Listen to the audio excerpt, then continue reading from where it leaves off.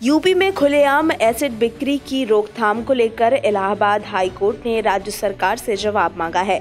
इलाहाबाद में नव्या केसरवानी, सोनाक्षी श्रीवास्तव और अन्य की तरफ से दाखिल जनहित याचिका पर सुनवाई करते हुए राज्य सरकार से पूछा है कि प्रदेश में खुलेआम एसिड बिक्री पर रोकथाम को लेकर क्या कुछ कदम उठाए जा रहे हैं। इसके साथ ही प्रदेश में कुल कितने एसिड अटैक पीड़ितों को अब तक मुआवजा दिया जा चुका है। इसके अलावा पिछले 5 साल में हुए एसिड अटैक की घटनाओं का हाई कोर्ट ने ब्यौरा भी तलब किया है।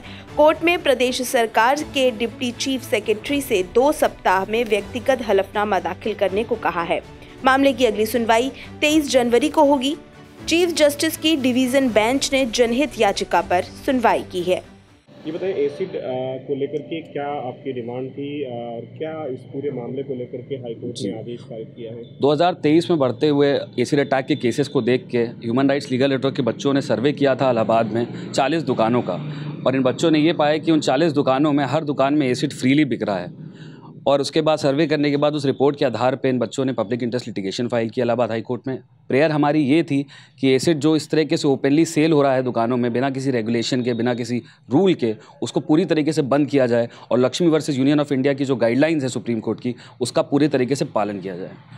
हाईकोर्ट ने इस पर क्या कुछ आदेश पारित किया? जी, हाईकोर्ट ने पूरी बहस सुनने के बाद हाईकोर्ट ने deputy secretary state of Uttar Pradesh, special secretary state of Uttar Pradesh से एफिडेविट फाइल करने को बोला है और ये पता करने को बोला है कि उत्तर प्रदेश में पूरी तरीके से ये गाइडलाइंस का पालन हो रहा है या नहीं। कब तक जवाब? 23 तारीख की फ्रेश डेट लगाई है ऑनरेबल चीफ जस्टिस ने। 23 जनवरी जी, तब जवाब दाखिल? जी हाँ, विदिन 2 वीक्स। 2 हफ्ते में हलफनामा के बाद? जी। क्या उसमें देना होगा, किस तरीके के जवाब? उन्हें हलफनामे में ये बताना होगा पूरी तरीके से कि पूरे उत्तर प्रदेश में क्या ये सही है कि एसिड फ्रीली बिक रहा है, और अगर बिक रहा है तो क्या पूरी तरीके से जो Lakshmi versus union of India की गाइडलाइंस हैं वो फॉलो हो रही हैं या नहीं। रोकथाम को लेकर के कोई इंतजाम किए जा रहे हैं? जी बिल्कुल। क्या आप लोगों ने सर्वेक्षण किया था एसिड को लेकर के, और क्या डिमांड की गई थी और कोर्ट ने सुनवाई के बाद क्या आदेश पारित किया है? जी, हम लोग ने 40 दुकानों में सर्वे किया था, पूरे इलाहाबाद के दुकानों में, और वहाँ हमने पाया कि एसिड की बिक्री खुलेआम हो रही है और कोई रोक वोक नहीं है। हम वहाँ दुकानों पे गए, ना हमसे हमारा नाम पूछा गया, ना कोई और रजिस्टर में कुछ लिखा गया, सीधे हमें एसिड पकड़ा दिया गया। और उन्होंने हमें ये भी बोला कि एसिड बहुत ख़तरनाक है, उसे आप ध्यान से पकड़ें, नहीं तो आप जल भी सकते हैं।